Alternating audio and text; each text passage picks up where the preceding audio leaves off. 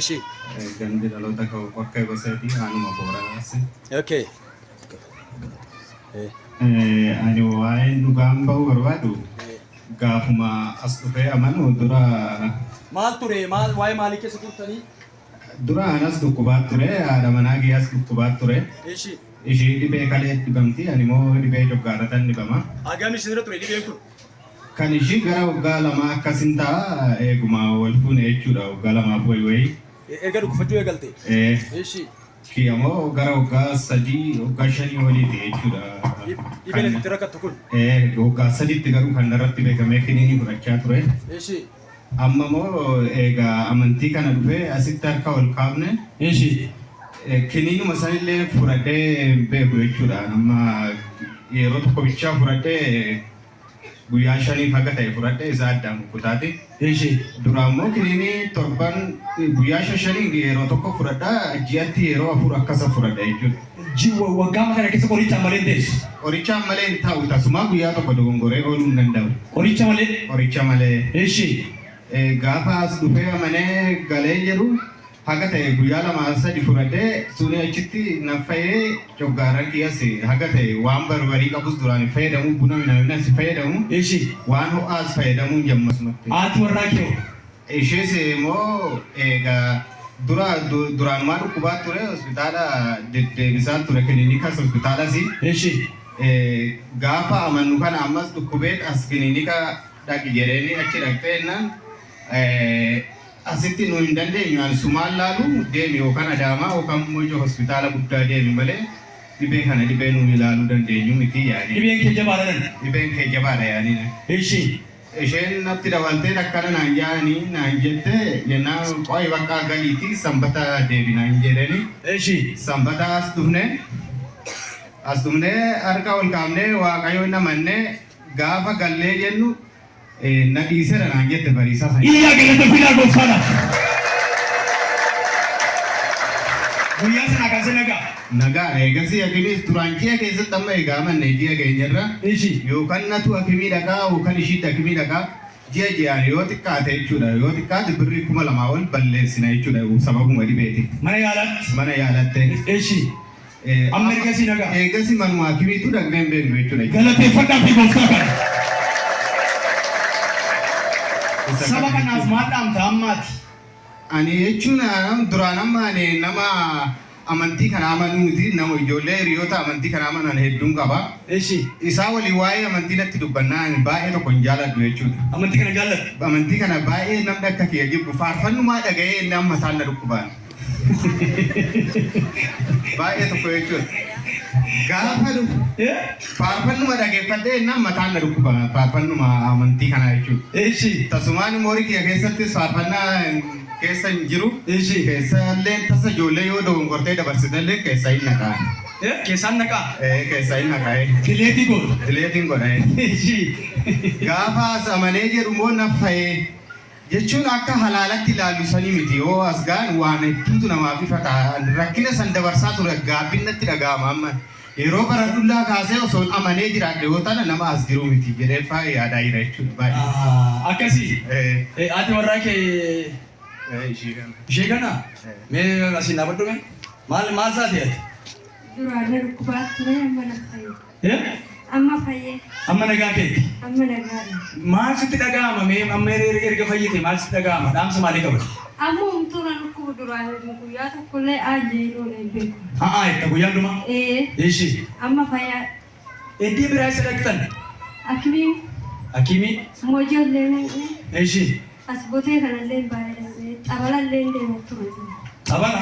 Eessa fa'aa deemtu xabala? Xabala bushooftuu. Bushooftuu. Eshi bushooftuu? Maal fa'aa godhu achitti? Xabala kana nuti naqanii fayyisuun hundeewwu ani waan galeera dhukkuba fayyu.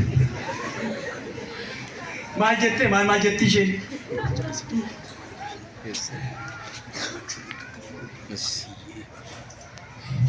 Eshi maal jettee? Sabala nutti naqu achitti nutti facaasu Sababa dhibee kana yeroo dheeraa marmaraa turtanii sabalas abbaa warraa keessa akkasuma. Isuma wajjin naqaa ture. Innis fudhataa ture sabala kana. Furan. Meetti qabi mee dhugumadhaa dubbiin kun. Ani osoo isin fuudhin duran deemaa ture nan dhibama waan ta'eef fayyaan qabu waan ta'eef nan deddeebi'a. Akkasumas moo mana qaalluu bakka hin deemin hin qabu ani jechuudha. Mana qaalluu binaamina maayidha akkanatti nu dhukkubaan jedhanii yookaan moo ija namaati jedhu kudhaama nu kennu yookaan horii akkanaa falaa yeroo waraawoon waasa godhanne dachuma ta'ee nutti argama malee wanti nu wayyeessa tokko hin jiru. Horii falummaa maal falaa turtan? Ana ofiitii yaa korbeessa wayii godhadhu ija namaatiin aan jaan korbeessa adii wayii yeroo akkanaa kana keessa xiqqoo hin geenye qaladheen ture jechuudha. Qalattee ture? Yeroo qalattu kana maal gootu?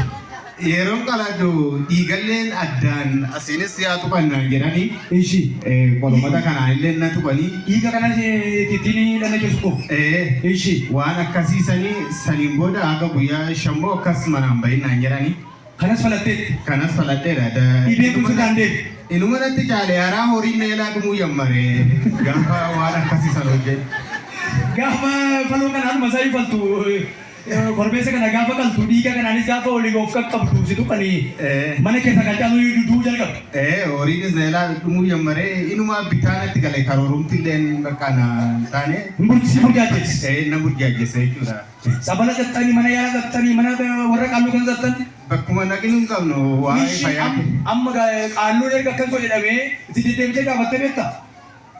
Gaggaafadhe yoo gaggaafadhu moo ishiittis amma horii qaliinaan jedhu fa'a. Isheedhaafis? Achis immoo horii buurantichi minaamina kana gabbari faanaan jedhu. Ati gabbaruu ni deere? Ani hin gabbarre moo ani daa'ummaa kana yeroo baay'ee manguddootu gabbara gara naannoo keenyaa kanatti. Ani daa'ummaa kana waan akkanaa kana maafan gabbara anuu reefuun bultii ijaarradha fa'aa jedhee gaafii natti taa'anii beeku. Faloo kan hundumaa goggoraan homtuu kaan irratti humtuu na wannoon taane waan ta'eef amma kana faloo kan hundumaa fixan dadhabdanii dhuftan gara amantaa kana. Dadhabee Silaa waan jaallattu faarfannaa yuubileeti goota. Akkamitti si fidanii akkamitti dhufte? Ani yeroo horii wayiitis neelaa dhudhumasin jedhee horii wayii neelaa dhumeenna warri keenyallee abbaan keessa amantii osoo taatanii nu jedhu dura amma ani jaaladhu malee. Maatiin amana amanaa amanaa isin osoo amantumallee taatanii nu jedhu yeroo baay'ee namoonni baay'eenis kanumarraa ka'ee gaafa horii wayii dhalee raawwatee waatii wayii akka ta'e akka waan maraachuu taatee neelaa dhuute jechuudha. Gaafa sanirraa ani abdii kute galgaluma sani iddoo horii godaana wayii tan jira.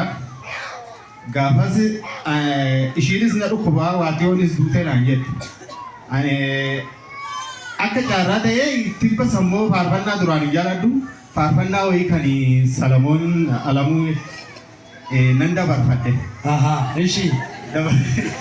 Dabarfadhee tani inni dhaggeeffachuu jalqabde. Amma waan akkanaa kana hedni natti namnaa achi siqee laga gubbaa taa'ee faarfannaa wayii akkasumas yaadadhu garuu amma naan dhufu natu siin jedhe kan jedhu wayii. Iya galata fidaa goofichaa! Faarfannaa natu siin jedhee? Isa san nan dhageeffadhe jechuudha. Utuma dhuftee harkaan kaasii? Natu si baasa gumaa kee moo gumaa kee waan akkasii san jedhama. Natu si baasa gumaa kee? Jedhee faarfata? Jedhee faarfata. Bakka achumarraa laphee kee qabate? Laphee kee hin qabate halkan san natti abjuudhaan akka waan daandii qalloo wayiitirra kaatu natti fakkaata. Akkasumas manni babbareedni wayii akka waan ijaarame cinaatti natti fakkaachaa bule abjuun kun xiqqoo dasna jedhes karaa qallaan karaa waaqaati jechaa dhagayeera waan ta'eef.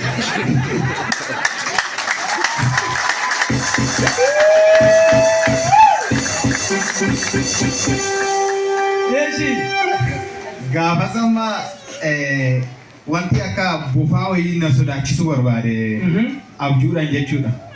Sana booddee dhuftanii ayyaa waaqayyoon jee waan na sodaachisu ta'uu sanii jechuudha yeroo sanitti. Maqaa waaqayyootiin jee garuu akkasumas afaan warra na dhufe jechuudha. Gaafa isaa wanti sun hin teeme sodaachifne hirriiba keessa jechuudha. Foon birir jee humtuu hin jiru. Asafu wayi maatii koo isa maamantii taanaa waqa. Amantii taanaa yootee mari'ate. Mari'anne sani garuma biyya tayaadha ishii yaame koota kimis keessa hin jireen osoo waan biraa jeeni. Eeshi. Jennaan anas magaalaa kanan jira ishii immoo baadiyyaa galtee. Eeshi. Kootu jedhee asitti nufuntee harka ol kaafne anasumattuu yeruma bahu akka waan ba'aa wayii tura baachaa kumburtaa wayii asitti lafa godhee deebiin natti fakkaate. Hiyyaa galata fiidaa gooftichaaf. Asuma seenteeyyuu ofirraa uffata ofirraa lafa kee. Sitti salphate. Natti salphate wanti duraa ani qotee bulaadha waa'uma qonnaa kanallee yaadi nan godhu yoon karoorfadhallee bakka akka waan danda'ee waan saniin hojjenne natti fakkaata. Eeshi. Midhaanis bakka yeroo baay'ee waggaa lama as na yaalaa babbada. Bakka amma danda'eetuma qotaa kan jiru bakka ija duraan gaggataa ture. Eeshi. Amma garuu yaadee jiru haraan na onnachiisaa natti si'eessa jechuudha hojjumatti. Galata fiidaa gooftichaaf. Waaqayyo bara baraan jireenya kee hidhame mana kee hidhame haaya. Kana Yesuus jechuun akkasii kun amma ergasii gammachuus dhaga'ama. Sammuutti dhiyaa duraan gammachuun qabu baani hoon tarii gammadallee wanti ta'e hin bada jechuudha galgala sanitti yookaan wanuma ta'e na yaalaa bada baqa. Yoo maan gammadee? Hoon baay'ee gammachuu wayii wanti ta'ellee na gammachiise. Bakka hin gammadu sobeeta dhufdho'a. Eeshi. Yoon gammade ta'e wanti ta'e hin bada yookaan ishii dhukkubaa yookaan anuma dhukkuba jechuudha galgala sana. Eeshi. Gammachuun qabu tasuma. Gaafanas amanee takka ture yoo sammuutti kiyya kun lafumaa ka'ee gammada bakka gammachuun qaba jechuudha bakkuma deemutti. Ergasii nagaadha kaa? Nagaadha. Toora galeera. Galateeffadhaa fi waaqayyoodha. Itti dhaga'ama. Mee maal jettaa?